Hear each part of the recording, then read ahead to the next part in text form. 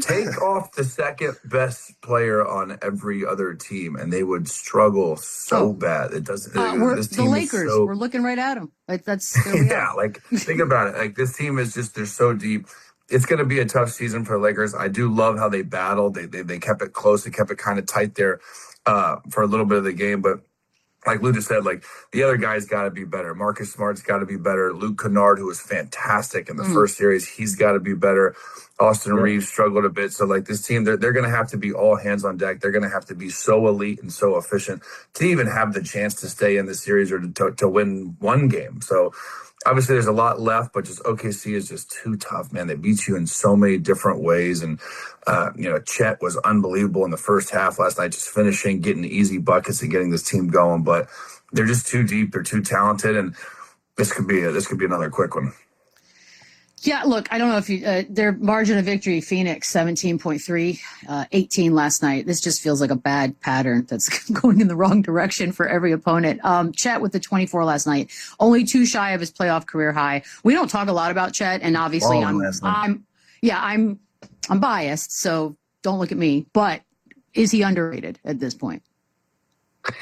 Yeah, I mean, I don't know if he's underrated. He's a key piece on a championship team, and they're the best team again in the NBA this year. And he's an all-star, and he's looking for all NBA type player, and he's making a lot of money. Like, define underrated. Sure, basketball. $100 million guys can't be underrated. Yeah, I mean, I feel like we don't. You're right though. Like we don't talk about him as like an elite type franchise player only because the Thunder are so good and they're so deep, and SGA has done what he's done, and the rise of Jalen Williams and just the depth that this team has.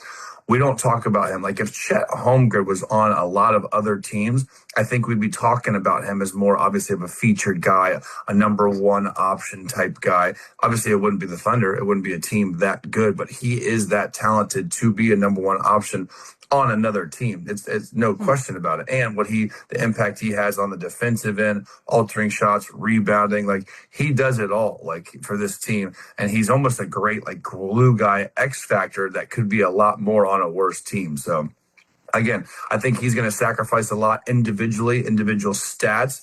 But when you're in the situation you're in right now in OKC and you're going to be competing for championships year in, year out, I don't think that matters. Underrated, overrated, underpaid, overpaid. He is going to win. And that's all that we play for. And that's all that really matters. Yeah, like who cares about the attention? And I'm pretty sure it's probably not Chet, right? Like he's a quiet guy. I don't hear much about his personality. I don't hear much about him in general, except when he's busting somebody's ass on a basketball court. That is a good brand. That's a good brand to grow from. Every time I've seen him in a commercial, he's been in a commercial with his teammates and with his guys. I love what they've been able to build out in OKC. As big of a star that Shea is, you still consider him one of the guys. And I think the same thing goes for Chet. As long as these guys are together and winning and competing at a high level, it doesn't matter who's rating him or giving him individual attention, as long as he can continue to do the things that he's doing on and off the basketball court collectively with his guys. Let me ask you this, because we learned a little bit about SGA after that last round with his Instagram post. Like he's a quiet assassin. His quote last night. Tonight was very simple. Remember that part. Multiple bodies. That means multiple teammates are open. You know what, Lou? Tonight was very simple. If I'm a Laker, that one hurts. That one stings. What do you think? Truth hurts. Stop it. Change it. It hurts. Well, yeah. Do something about it. No lies told. Sometimes I think we criticize guys or we say, oh, he said this. Well, did we consider it might have been the truth? Like, did we consider that part? Like a lot of times we hear some of these things and we get outraged because it's like, how dare you say something like that? Well, it's like, what did they take away? That was my first point when we started talking about this series. The Lakers didn't do a great job of taking anything away. I think OKC played a very comfortable basketball game, and a lot of different guys had success. Chet Holmgren was the best player on the floor last night for OKC. That's a scary sight to see. Jared McCain, I felt like, made the biggest shots of this game last night. He was the one that got the crowd going more than anybody. That is another scary sight to see. When you can have those guys do that for your team, that is a pretty simple brand of basketball because you're not taking anybody away. So I don't have any problem with him saying this on the outside looking in. If I'm the Los Angeles Lakers or if I'm their fan base, if you have an issue with him saying that, I would say stop it, step up to the plate, and make things a little bit more difficult where he won't say these things. Simple Don't to be me. simple. Yeah.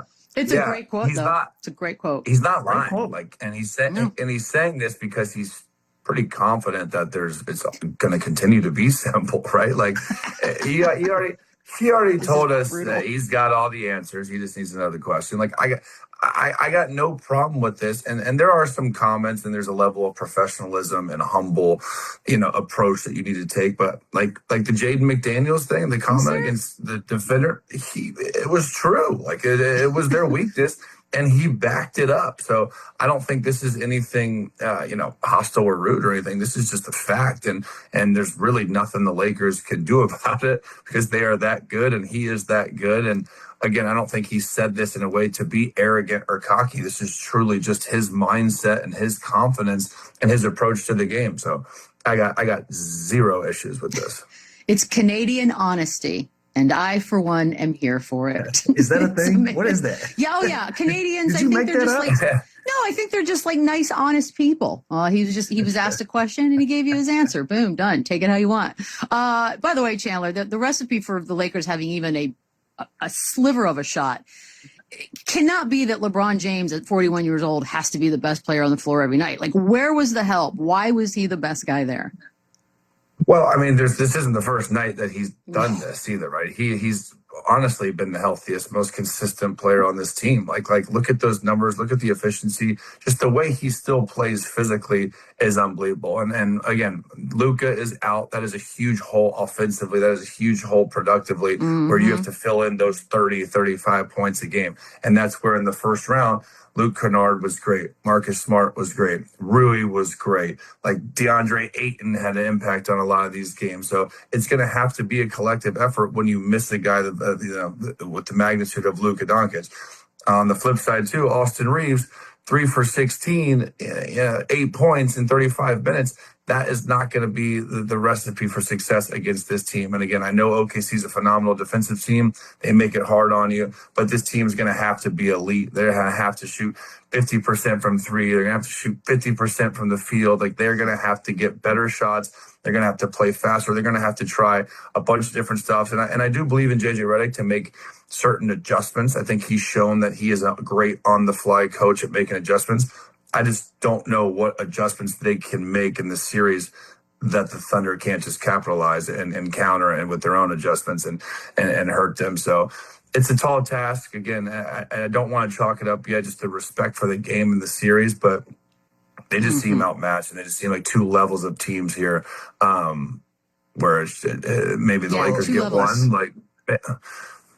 It's one thing I'll see off the rip, though, Chandler. One thing that they can do that'll make this a better series for them. They got to minimize their turnovers. You're looking at a team that turned the ball over 17 times against an OKC team, very much like Detroit. They're going to make you pay every time you turn that ball over. So everybody that the Lakers put on the floor, with the exception of a few of the guys that played some junk minutes there, turned the basketball over at least one time. Every single player.